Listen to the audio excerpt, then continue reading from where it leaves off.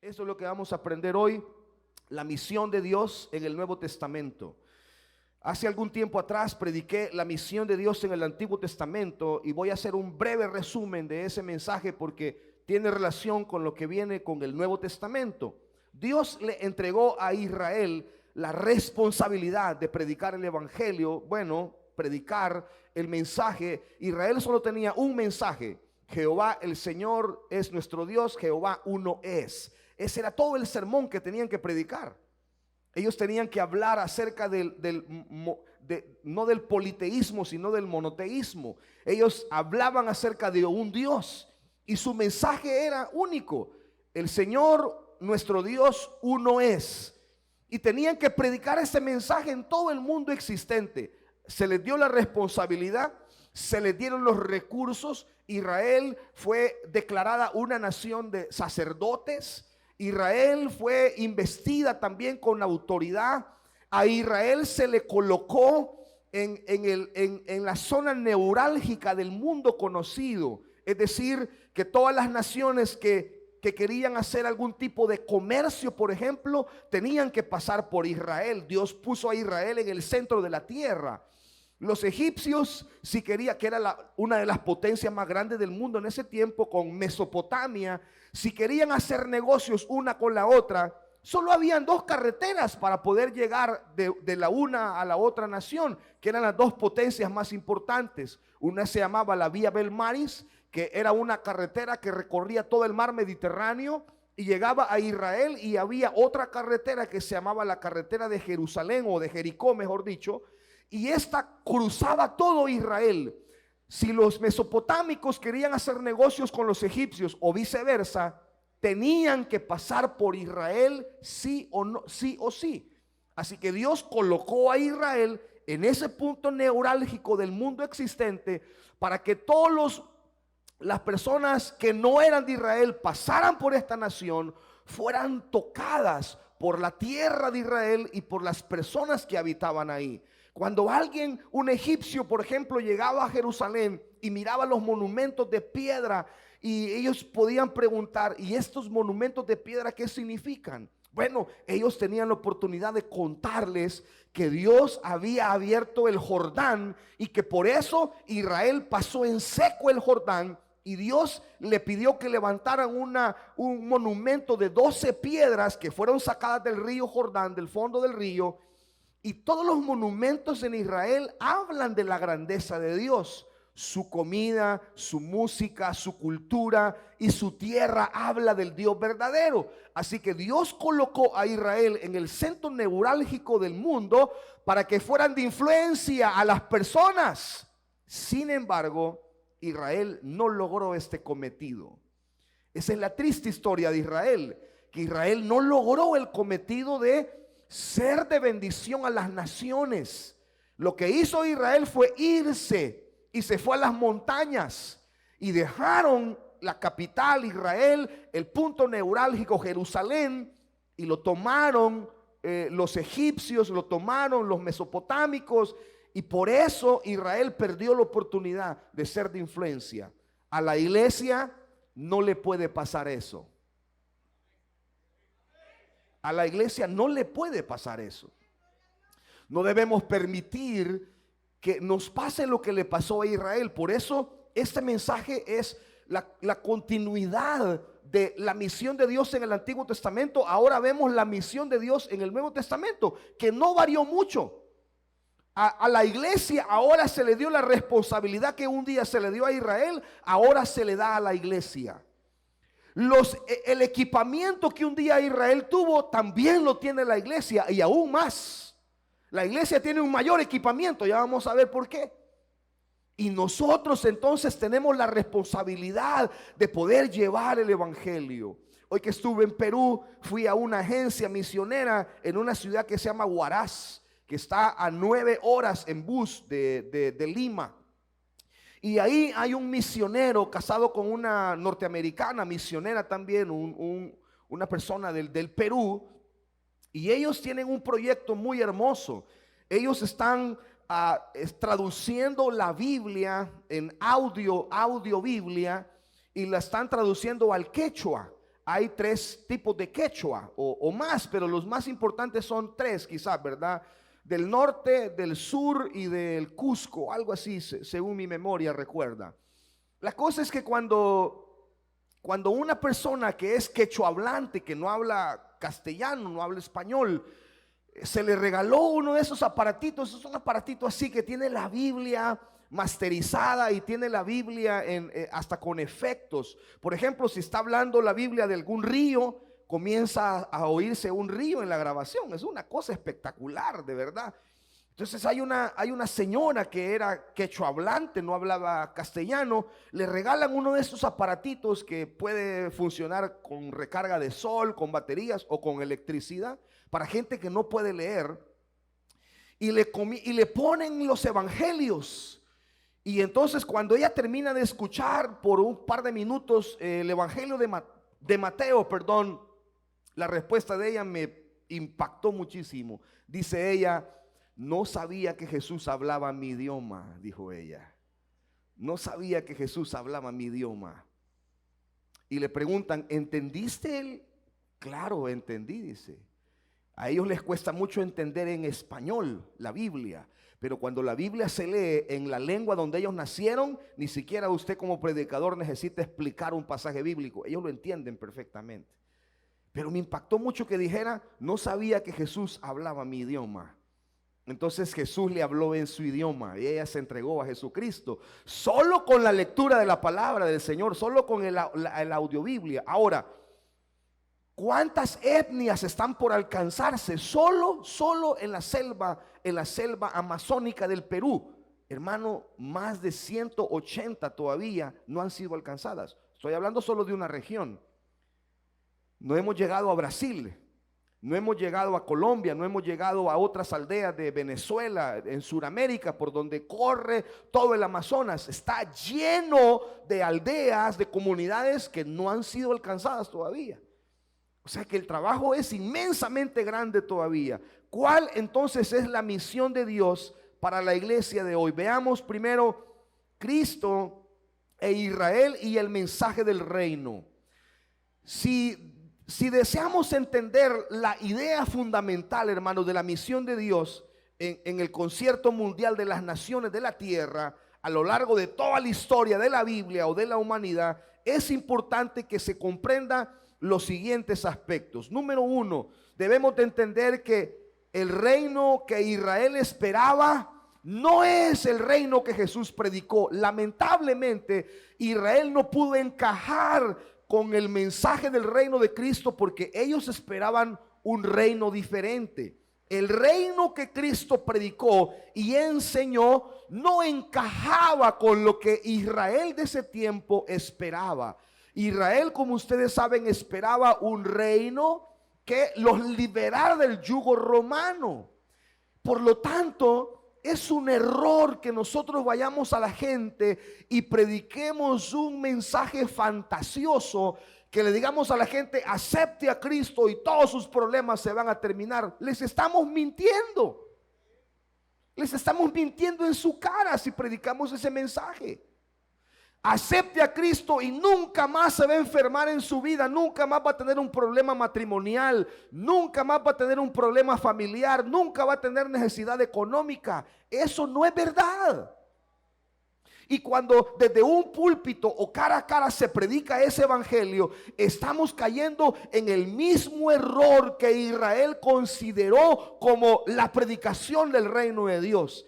Ellos entendían que el reino de Dios era un reino donde el Mesías iba a venir, iba a imponer su autoridad, iba a aplastar a los enemigos y los romanos iban a salir con la cola entre las patas huyendo de Israel, y por fin iban a tener su nación solo para ellos solos. Y pensaron que desde ahí la economía de Israel iba a subir y como iba a volver como los días de David y de Salomón, que fue la gloria de Israel en esos dos reinados. Pero no fue así. El mensaje de Cristo es: hagan lo que los soldados romanos les digan. Y a los soldados romanos les dijo: ustedes simplemente no abusen de su autoridad.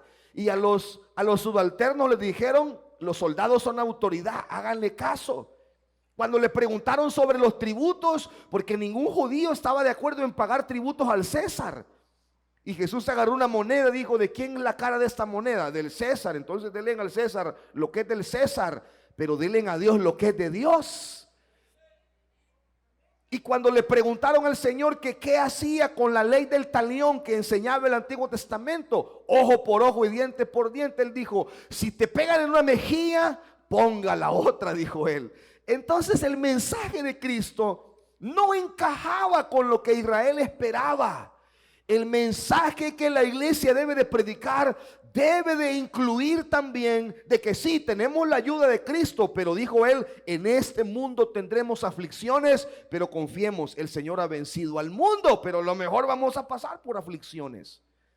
Entonces nadie debe de ser engañado con el mensaje del reino. La naturaleza de este reino y el significado del reinado que Cristo trajo no fue entendido por las personas en Israel. Y las razones por las cuales Israel rechazó a Cristo podrían ser dos. Él ofrecía un reino espiritual y no un reino material. Las personas hoy en día están interesadas en que Jesús le resuelva sus problemas materiales, pero no quieren que le resuelva sus problemas espirituales. Y el mundo de hoy no es diferente al mundo de antes. Cuando Jesús llegó a Gadara, por primera vez Jesús hace un viaje misionero con sus discípulos. Del otro lado del mar de Galilea ya eran tierras gentiles, ahí estaba Gadara. Y Jesús se encontró con un gadareno endemoniado, tenía 6,000 demonios este pobre hombre. Por eso estaba enloquecido, ¿verdad? Por eso no se bañaba, por eso no se cambiaba, no se peinaba, lo ataban con cadenas y las reventaba. O sea que si su hijo adolescente no se baña, algún espíritu malo tiene si no se baña, ¿verdad? Repréndalo. Pero mire, este endemoniado tenía 6,000 demonios. Y cuando Jesús llegó, las personas vieron el milagro que Jesús hizo en este hombre. Los demonios se fueron a los cerdos y los cerdos no aguantaron los demonios. Esa es una cosa bien interesante. ¿Cómo es que los animalitos no aguantaron los demonios? ¿Y cómo es que los seres humanos sí aguantamos andar llenos de demonios? Y los animales no los aguantaron y los hombres sí los aguantan. Porque hay gente que anda el diablo en la nuca, ¿verdad? Un montón de demonios metidos y los aguantan. Y los animalitos no los aguantan. Los animalitos se fueron y se despeñaron, se tiraron al mar por un despeñadero, dice la Biblia. ¿Y cuál fue la actitud de las personas de Gadara? Vete de nuestra tierra, no te queremos aquí. Porque la sociedad en la que vivimos es la sociedad que dice: quiero tus milagros, pero déjame mis cerdos. No te metas con mis cerdos, pero quiero tus milagros. Sáname, ayúdame, provéeme, bendíceme, cuídame, dame un mejor trabajo, sáname, sácame de esta enfermedad, pero déjame mis cerdos. No te metas con mis cerdos. Los cerdos representan algo inmundo. Y la sociedad que nos ha tocado ministrar es igual a la sociedad en la que Jesús vivió. Ellos no entendían el mensaje de Cristo porque esperaban un reino un reino material y no un reino espiritual. Y la misma es hoy, la gente espera un reino material. Ellos piensan que al hacerse cristianos, que al pertenecer a una iglesia, todos sus problemas materiales se van a terminar. Y no es así. Los cristianos también nos enfermamos. También nos roban, también nos engañan, también perdemos dinero, también nos endeudamos, también nos quitan el trabajo. Normal, como cualquier otra persona. La única diferencia es que si nuestro reino es espiritual, un día en esta tierra se van a terminar los dolores y el sufrimiento y las situaciones difíciles, y cuando estemos en el reino de los cielos va a ser todo bendición para nosotros, hermano. Esa es la única diferencia. Y Jesús mostró, gloria a Dios, y Jesús mostró que la salvación y la misericordia eran también para los gentiles. Esto fue algo chocante para Israel también. Israel no entendía cómo que la salvación también es para los gentiles. Y nosotros no estamos tan ajenos a la actitud de Israel. Nosotros somos lindos para seleccionar las personas que sí pueden ser salvas y las personas que no van a ser salvas. Y decimos, no, es que esta persona es muy mala, él no se puede salvar. Esa persona ha estado en la iglesia por tanto tiempo y no cambia. Esa persona se va al infierno y nosotros mandamos a la gente al infierno. Y hermanos amados, ese no es nuestro trabajo. Nuestro trabajo es mandar a la gente al cielo, no al infierno. Entonces, si usted ve a alguien que no cumple lo que Dios manda en la palabra de Dios, no lo mande al infierno antes de tiempo. Ore por él, exhórtelo, dígale: lo que estás haciendo no está bien. Se llama pecado lo que estás haciendo. Tu comportamiento no es correcto, pero no tiene derecho a mandarlo al infierno.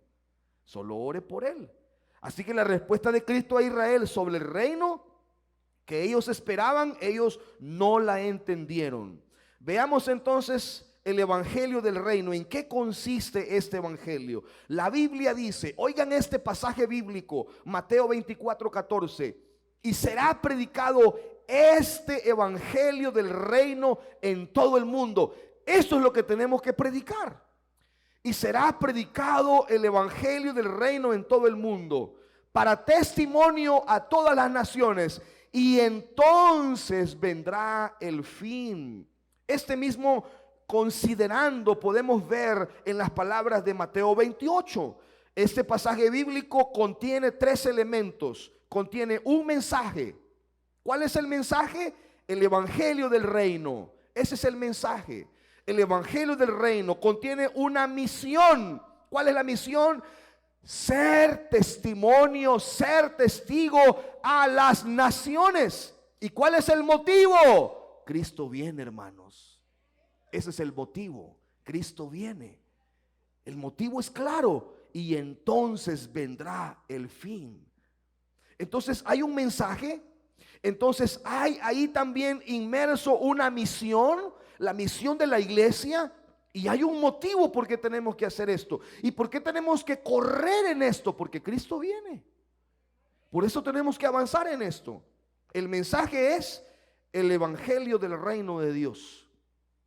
¿Qué tiene este mensaje de especial? ¿Qué tiene de efectivo este mensaje? Hoy que estuvimos en la reunión de pastores en Cupinco, el pastor, uno de los pastores que estuvo predicando, habló sobre un pastor iraní y nos contó acerca de cómo él es tercera generación de creyente en Irán. Y estaba diciendo que su papá fue pastor, su abuelo fue pastor, su papá fue pastor y ahora él es pastor. Su abuelo y su padre murieron por el evangelio, fueron asesinados por ser cristianos. Él enseñó fotos de cómo tiene su espalda lacerada por los látigos, porque él estuvo preso y fue rescatado. Pero enseñó su cuerpo, cómo estaba lastimado, herido. Enseñó las cicatrices de las golpizas que recibía en la cárcel. Y dice él que la iglesia bajo tierra, bajo el agua, como decimos nosotros aquí, está creciendo en Irán. Creciendo a pasos agigantados. Y dice, él sabe cómo cantamos en Irán, dice él. Y dice que todos tienen una paginita donde está el himno que van a cantar. Y todos comienzan a cantar. Pero nadie habla porque cantan en silencio. Y solo se ven las lágrimas cuando la gente está cantando. Y nosotros venimos al culto aquí, nadie nos regaña por cantar. Y no cantamos. Les ponemos la letra y no cantamos. Y no tiene que tener buena voz para cantar, solo tener voluntad de cantar. Ellos no pueden cantar porque si los oyen, ese es el evangelio del reino. Eso es lo que hace el evangelio del reino. Ese es el mensaje que tenemos. La misión no es para otra organización más que para la iglesia de Jesucristo. La misión es de nosotros y el motivo es Cristo viene por nosotros. Ahora, miremos este otro detalle. Dice el versículo de Mateo: toda potestad me es dada en el cielo y en la tierra. Por tanto, id y haced discípulos a todas las naciones, bautizándolos en el nombre del Padre, del Hijo y del Espíritu Santo, enseñándoles que guarden todas las cosas que os he mandado. Y aquí yo estoy con vosotros todos los días hasta el fin del mundo. Ahí, este es el mensaje del reino. En 1 Corintios capítulo 15, versículo 24 al 26, este pasaje describe al reino de Dios en la persona de su Hijo Jesucristo, con el propósito de poner a sus enemigos debajo de sus pies. Me gustaría, por tanto, que veamos este pasaje y veamos lo que nos dice aquí. 1 Corintios 15, 24. Dice lo siguiente: luego el fin, cuando entregue el reino al Dios y Padre, cuando haya suprimido todo dominio, toda autoridad y potestad. Porque preciso es que Él reine hasta que haya puesto a todos sus enemigos debajo de sus pies. Y el postrer enemigo que será destruido es la muerte. Entonces, ¿qué está diciendo este pasaje? Que el evangelio del reino de Cristo se establece en su Hijo Jesucristo. Por eso cuando nosotros predicamos, no predicamos de nuestras ideas, no predicamos una iglesia. Los hermanos que van para Paraguay no van a decir: venimos en nombre de las asambleas de Dios en Sacamil. O mucho menos van a decir: venimos en nombre del pastor Melgar. Menos, ahí sí que la van a regar a lo grande. Pero ellos dicen: venimos en nombre de nuestro Señor Jesucristo. Venimos en nombre de Jesucristo, porque sobre Él se estableció el reino de Dios. Y cuando esto viene en el nombre de Jesucristo, ahí es donde la cosa cambia, porque Jesucristo es el mensaje que tenemos. Jesucristo es el mensaje que tenemos. Así que dice, era necesario, dice Pablo, que Él tomara toda autoridad para que pusiera bajo sus pies a todos sus enemigos. Satanás, la muerte son sus enemigos. Y el postrer enemigo, que será totalmente disuelto o avergonzado o vencido, es la muerte. ¿Por qué? Porque un día nosotros vamos a resucitar de entre los muertos, y esa va a ser la estocada final sobre la muerte. Y ya están vencidos, dice la Biblia, pero viene un día donde van a ser absolutamente vencidos por la resurrección de entre los muertos. Ese es el mensaje que tenemos, ese es el mensaje que predicamos. Es un mensaje poderoso. Los enemigos de Dios y del hombre son la muerte, el pecado y Satanás. Estos son las buenas nuevas del reino de Dios.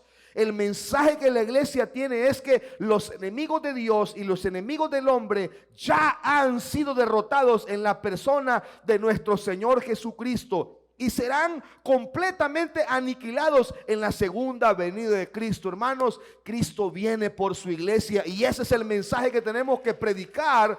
Y ahí Él va a tomar total victoria. Esa es la victoria absoluta de Cristo. Ninguno que reconozca el señorío de Cristo necesita permanecer en esclavitud de muerte o del pecado. Si usted ha conocido a Cristo, usted no puede permanecer en esclavitud de pecado. Algo tiene que estar pasando en su corazón que lo incomode a salir de la situación pecaminosa en la que se encuentre, porque él, precisamente eso es lo que hace el mensaje del reino de Dios. Nos incomoda de tal forma que nos impulsa a salir de cualquier condición en la que estemos. Entonces, el mensaje es: el reino de Dios ha vencido. El mensaje es: el reino de Dios, Cristo puso bajo la planta de sus pies a estos tres enemigos de Dios y de la iglesia. ¿Cuáles son? La muerte, el pecado y Satanás. Él los ha vencido, pero cuando Él vuelva por su iglesia, los aniquilará completamente. Ese es el mensaje que tenemos. Ahora, ¿qué más vemos? Vemos la misión de la iglesia. La misión de la iglesia es llevar esta palabra a toda persona en el mundo. La Biblia dice que tenemos que llevar este mensaje a toda persona del mundo, ir y hacer discípulos. La Biblia dice: en todas las naciones.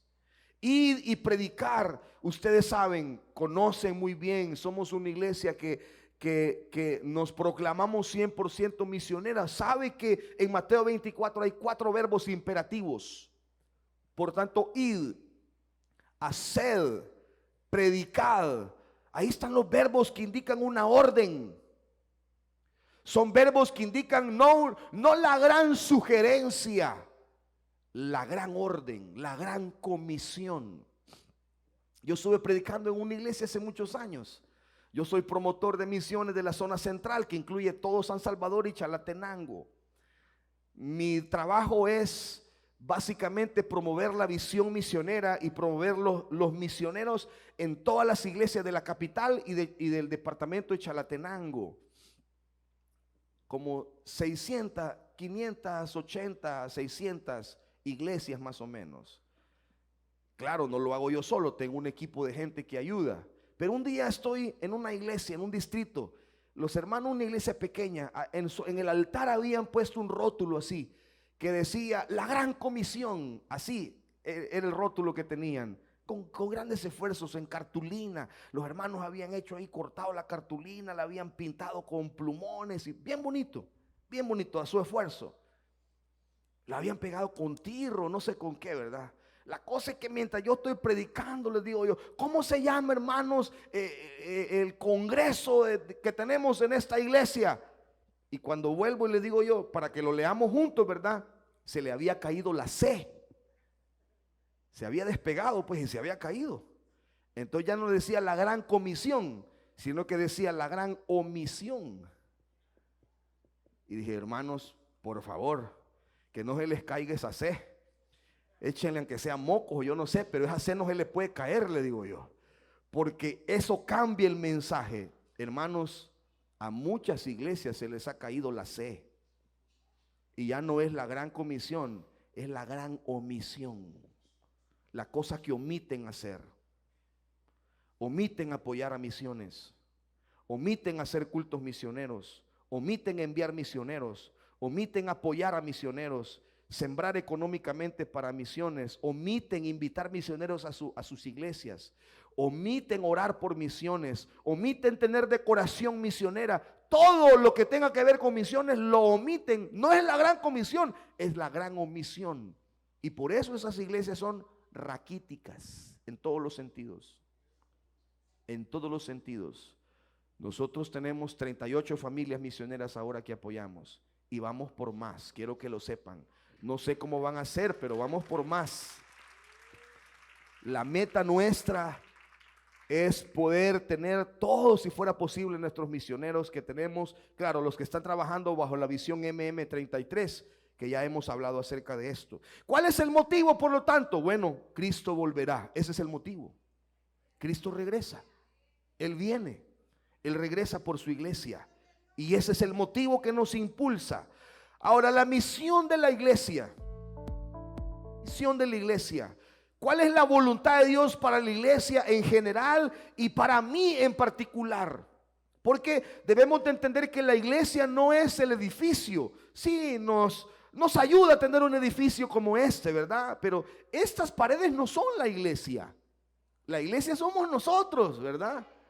Porque cuando no tuvimos este edificio, ¿se acuerdan que hace un par de años no tuvimos este edificio? No podíamos venir a nuestro edificio. Nos tocó predicar en línea. Pero ahí estaba la iglesia. En Soyapango, Guayutuxtepec, Mexicanos, San Ramón, San Roque, Zacamil, sus alrededores, la San Luis. Ahí está toda nuestra iglesia. Ahí se mueve. La Gloria, Quesaltepec, que también nosotros vivíamos en Quesaltepec en ese tiempo. Ahí estaba la iglesia. Nos dimos cuenta que la iglesia no era este edificio, sino que era la gente que viene a este edificio. Nosotros somos la iglesia. Entonces, ¿cuál es la voluntad de Dios para esa iglesia en general o para mí en particular? La persona que viene a Cristo tiene muchas decisiones que tomar. Educación, matrimonios, cómo se va a formar, cómo va a ganarse la vida, en qué ministerio va a servir, etcétera. Muchas decisiones que tomamos. En general, estas decisiones las tomamos en base a algunas circunstancias o algunas cosas circunstanciales a nuestro alrededor. Sin embargo, la decisión más importante que debe de ocupar a la iglesia es en cumplir el propósito de Dios. Por ejemplo, todo lo que un cristiano hace que estudia, con quién se casa, con quién tiene relaciones de amistad, cómo trabaja, de qué se gana la vida. Todo lo que él hace va en relación a poder cumplir con el propósito de Dios. Todas mis alianzas, por ejemplo, van en base a cumplir el propósito de Dios. Le estaba contando a mi esposa que conocí un familiar nuestro hace algunos días atrás, y me dice: yo lo conozco a usted, me dice. Ajá, ¿de dónde me conoce? Le digo yo. No, yo soy paisano suya, soy de Suchitoto. Soy hija de fulano de tal. Sí, yo me acuerdo. No me acuerdo de usted, pero sí conocí a su papá. Y me dice: bueno, yo estoy trabajando en una organización, es una transnacional inmensa, una organización misionera de las más grandes aquí en El Salvador. Y me dice: me gustó su predicación. Yo estuve predicando en un evento con más de 2.500 jóvenes, más o menos. Estaba aquello lleno, reventado, topado, llenísimo de gente. Y me dice: me gustó, me gustaría hablar con usted para ver en qué podemos apoyar. Vamos a ver si traemos un proyecto con la niñez a través de esta organización. O sea, todas mis alianzas tienen que ver con la iglesia. Yo conozco gente aquí que en las empresas donde trabajan nos dice: pastor, fíjese que en la empresa donde trabajamos queremos hacer esto. ¿Cree que no le puede servir a la iglesia esto? Se da cuenta que usted también puede pensar en la iglesia, en lo que hace, en su trabajo. Allá afuera tenemos una hermana que es cosmetóloga. Todo lo que ella gana, todo lo que ella produce este día, tercer domingo de cada día, si usted quiere enderezado y pintura después del culto, puede pasar donde hermana Dina. Hermana, la deja de fotografía, de fotoflores. ¿Se acuerdan de esa foto, verdad? Yo salía gringo en esa foto, hermano. Salía con ojos verdes. Ya en la realidad era otra cosa, pero todo lo que la hermana produce se lo da a misiones. Todo. Corte de cabello, las hermanas que se pintan ahí, ya a mí ya me va a tocar pasar ahí cada tercer domingo, porque a mí no me gustan las canas, así que yo me voy a pintar lo siento, hermanos, perdónenme, pero yo me voy a pintar el pelo. A mí no me gustan las canas, así que yo voy a ser cliente de la hermana, ¿va? Cada tercer domingo ahí voy a estar metido ahí para que me pinte el pelo. Mi esposa no quiere, pero bueno. Podemos considerar todas estas cosas en primer término y luego procurar la voluntad de Dios en nuestra vida. La enseñanza que Jesús nos dejó, Él hizo completamente lo contrario. Jesús primero sometió su voluntad a la voluntad de Dios. Obedeció, se sacrificó, y todo lo que Él hizo, básicamente la Biblia dice que todo lo que Él hizo iba en pro del reino de Dios. A veces no entendemos esto hasta que somos padres, por ejemplo. Hasta que somos papás entendemos esto. Cuando uno se convierte en padre, entiende muchas actitudes de sus papás. ¿Por qué su papá le dijo no a esto? ¿Por qué le dijo sí a esto otro? ¿Por qué le dijo ese bicho no me cae bien, esa muchacha no me cae bien? No sé, hay algo en ella y en él que no me gusta. Hasta que uno es papá se da cuenta de estas cosas. Porque todo lo que uno hace como padre va en torno a bendecir a su hijo. Uno está pensando en cómo lo puede ayudar, en cómo puede meterle en la cabeza que necesita estudiar, que necesita prepararse. Y todo lo que uno hace físicamente para él, está pensando en ellos. Uno dice, bueno, le voy a dejar un terrenito, un vehículo, algún bien. Cuando yo me muera, él le va a quedar esto. Uno ya no está pensando en uno, sino que tiene un objetivo, está pensando en otros. Por eso, como decía hermano Jovel, a mí me gusta el culto, tercer domingo de cada mes es mi culto favorito, porque es el culto menos egoísta de todos los cultos. Aquí no pedimos por nosotros, pedimos por otros. Aquí venimos a sembrar, venimos a dar, venimos a ofrendar para misiones. Estamos pensando en otros. Usted tiene que ofrendar para misiones como que si un hijo o un nieto suyo está en África. Así debería de ofrendar. Señor, voy a dar estos $5 como si fuera mi nieto el que está allá, Señor, en Tanzania, en Yemen, en Vietnam, en Camboya. Así, como si fuera alguien a quien amamos. Pero como son fotos que no tienen nada que ver con nosotros, ¿verdad? Qué valor, mire, qué misionera, qué misionero. Jovencita, mire, jovencito, qué valor tiene de irse. Sí, pero no solo eso. Debemos de pensar que fuera un familiar muy cercano de nosotros. Cuando leemos el libro de los Hechos, vemos el Espíritu Santo activamente añadiendo miembros a la iglesia, al cuerpo de Cristo. Entonces, ¿cuál es la misión de la iglesia? Lo podemos responder viendo el mover del Espíritu Santo en ella. Pues es a través de la iglesia que el Espíritu Santo atrae a otros, a la comunidad de creyentes. ¿Por qué la iglesia no está cumpliendo el mandato de la gran comisión y se volvió la gran omisión? No estamos dependiendo del Espíritu Santo. Nosotros que viajamos y que vamos y nos reunimos con autoridades de misiones en otros países donde hemos ido, donde Dios nos ha llevado, ¿qué nos dice la gente en otros países? Cuando estuvimos en Dominicana, cuando hemos estado en Perú, en Colombia, Centroamérica igual, y cuando escuchamos los testimonios de nuestros misioneros en Europa, en todas partes, ¿qué dicen las autoridades de esos países acerca de los misioneros salvadoreños, específicamente de las asambleas de Dios? ¿Qué dicen? Mire, los misioneros salvadoreños no traen pisto, son acabados, pues, ¿me entiendes? Son pobres, no traen pisto, no son gringos, pero esa gente trae fe, dice. Esa gente trae fe. Y no sé cómo hacen, pero ellos están fundando iglesias, están comprando terrenos, están construyendo edificios, están construyendo iglesias, están ganando almas, las iglesias están creciendo.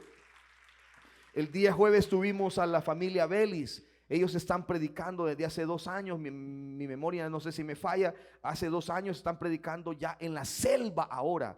Saben que ahora son peruanos, limeños, los que están yendo a la selva. Chicos de su iglesia que, aunque son peruanos, nunca habían ido a la selva peruana.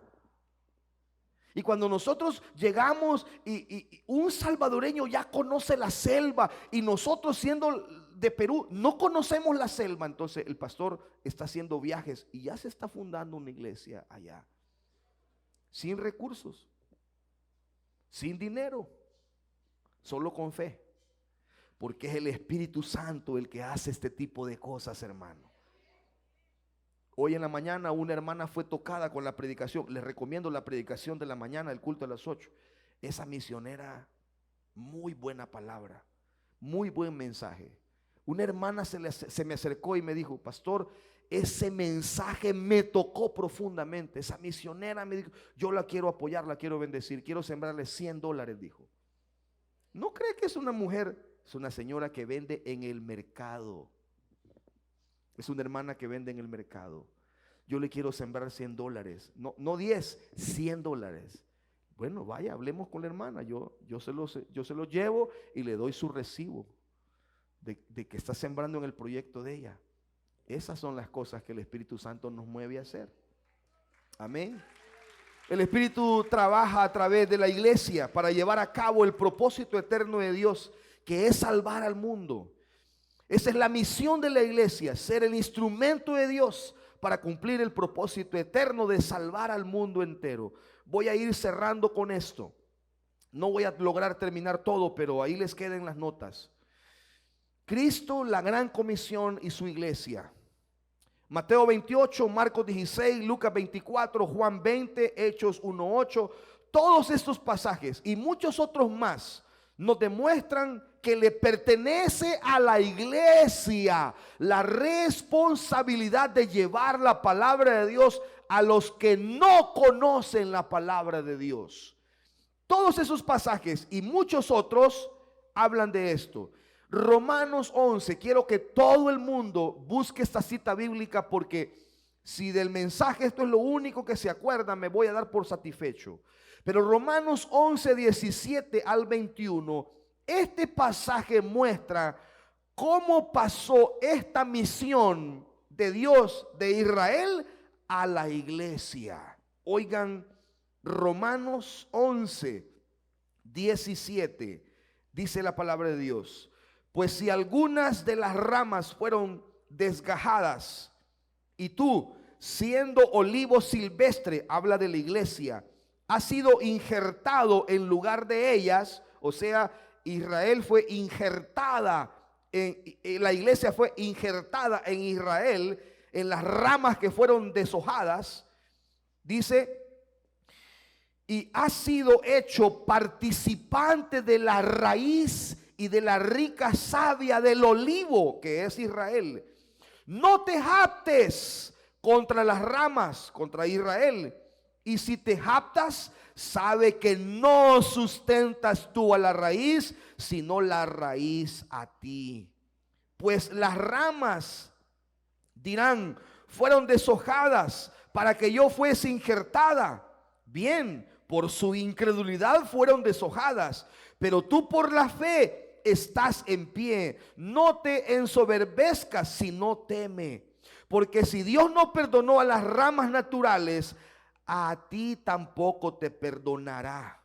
Mira pues la bondad y la severidad de Dios. La severidad ciertamente para con los que creyeron, para con los que cayeron, pero la bondad para contigo, si permaneces en esa bondad, pues de otra manera tú también serás cortado. ¿Está entendiendo esto, hermano? Esto es fuerte.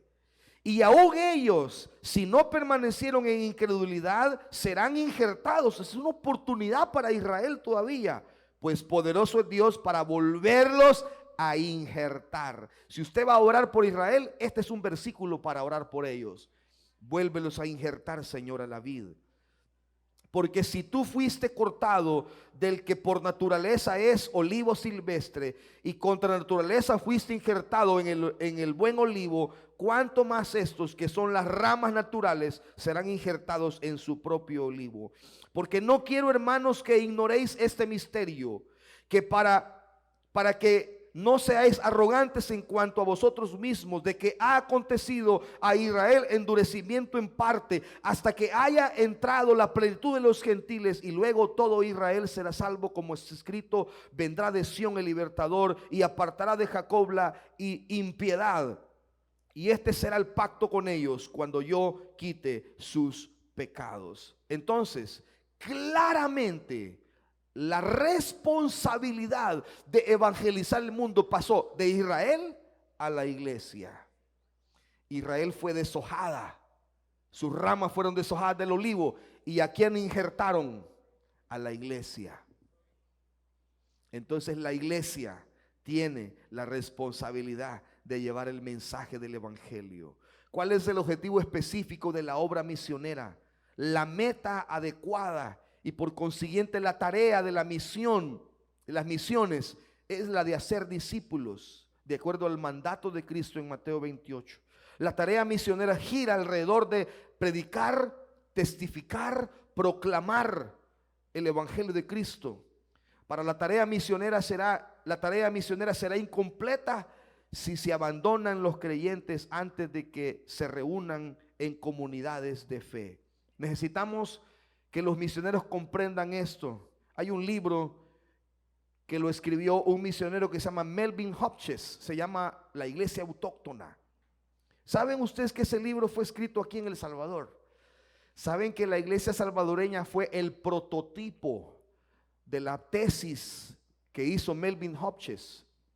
Melvin Hopkins habló en su libro sobre la iglesia autóctona, y no es otra cosa más que hacer de la iglesia una iglesia autogobernable, autosostenible y autopropagable. Hay muchos países donde la iglesia todavía no es autóctona, es decir, todavía es gobernada por misioneros. En el caso de nosotros, cuando la iglesia Asamblea de Dios era naciente en el país, los líderes nacionales eran americanos. El primer misionero que tuvimos, Federico Mevius, fue un canadiense, nuestro primer misionero. Él fundó una iglesia en Lomas de San Marcelino, en el volcán de Santana. Esa fue la primera iglesia de las Asambleas de Dios. Y de ahí nacemos todas, de ahí venimos todas, de esa iglesita pequeña, a la orilla de calle, una iglesia chiquita, pequeña. Pero luego la iglesia creció y ya pusieron un líder, un superintendente nacional salvadoreño. Y la iglesia todavía no era autosostenible, o sea, no podía cubrir todos los gastos. Entonces necesitábamos mucha ayuda del extranjero. Quiero que sepan, por ejemplo, que hay un gran predicador. Usted tendrá su opinión de él, pero para mí sigue siendo uno de los mejores predicadores, de los hombres más completos que yo he escuchado en la predicación, el pastor Jimmy Swaggart. ¿Saben ustedes que el pastor Jimmy Swaggart sembraba, a ver, el aproximado de 10,000 colones más o menos mensuales a la iglesia salvadoreña, a los liceos cristianos? Bueno, el hermano Salvador fue parte de la directiva de los liceos cristianos hace muchos años, y muchos de los liceos cristianos fueron construidos por el ministerio de Jimmy Swaggart. Muchas iglesias. Bueno, esta iglesia fue fundada por un misionero. Esta iglesia fue fundada por misionero Richard Jeffrey, y él pagó la construcción de este edificio. Se construyó con dinero americano. Pero ahora la iglesia salvadoreña ha crecido y ya no necesita que la sostengan los 201 misioneros. Eso tenemos, 201 misioneros de Asamblea de Dios son sostenidos por la iglesia salvadoreña a 100%. A 100%. Ya somos autosostenibles, autopropagables, porque nosotros mismos estamos pensando en fundar iglesias, filiales, etcétera, y estamos propagando el evangelio de Cristo. Voy a avanzar un par de láminas. ¿Qué no es y qué es la iglesia? Bueno, la iglesia no es el edificio, sino que es la comunidad de creyentes. Cristo y el reino venidero. Habló un poco de la naturaleza del reino, del significado del reino, del sinónimo del reino, del misterio del reino. ¿Para quiénes es el reino? Para judíos y gentiles. Los símbolos de la misión de Dios. Por ejemplo, cuando Jesús envió a los 12, cuando envió a los 70, esos eran símbolos. Así como hoy oramos por mi esposa y el grupo que va para Panamá, para Paraguay, son símbolos de lo que Dios quería que la iglesia hiciera, enviarlos con la autoridad. Pero quiero aterrizar con esto, el significado del reino. En la oración conocida como el Padre Nuestro, Él dice: venga tu reino. Y hay otros pasajes, y me gustaría tomarme un tiempito en la lámina donde dice otros pasajes. Vamos a la siguiente. Eso. Jehová estableció en los cielos su trono, y su reino domina sobre todos. Salmo 103:19. La gloria de tu reino digan y hablen de tu poder. Salmo 145:11. Tu reino es reino de todos los siglos, tu señorío en todas las generaciones. Salmo 145:13. Tú, oh rey, eres rey de reyes, porque el Dios del cielo te ha dado reino, poder, fuerza, majestad. Daniel 2:37. Todos estos pasajes hablan de la idea de que el reino de Dios es el reino de Jesús, y hace referencia a su majestad, a su dominio, a su poder, a su señorío, a su fuerza, a su voluntad. Y hoy en día esta fuerza, este poder, este señorío se está diseminando a través de la iglesia. Así que no podemos ignorar que el enemigo puede tener espacios físicos donde él se siente gobernador de espacios físicos. Pero cuando el reino de Dios llega, esos espacios físicos sufren cambios también. Y aquí me gustaría un día hablar sobre la guerra espiritual en el mundo misionero. Es un mensaje que estoy preparando ahorita.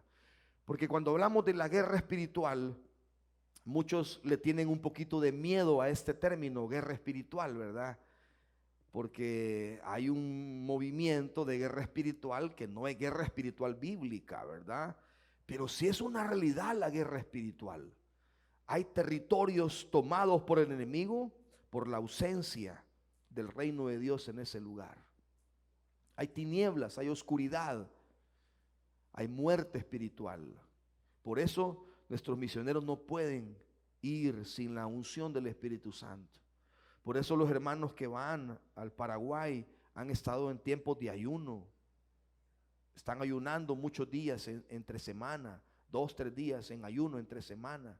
Están orando, están teniendo un discipulado intensivo y están ayunando, buscando a Dios, porque no saben qué van a encontrar allá.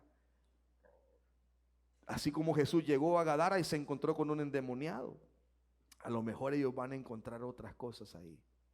Y por eso necesitamos orar por la cobertura del Espíritu Santo, que les dé estrategias en esta guerra espiritual misionera. El mundo misionero y la guerra espiritual es una realidad. Pero Dios ha prometido y ha dicho que el enemigo no les quitará nada, ni tampoco les disminuirá su poder. Aunque él haya diseminado su poder, su fuerza, no prevalecerá, dijo Cristo, contra la iglesia del Señor.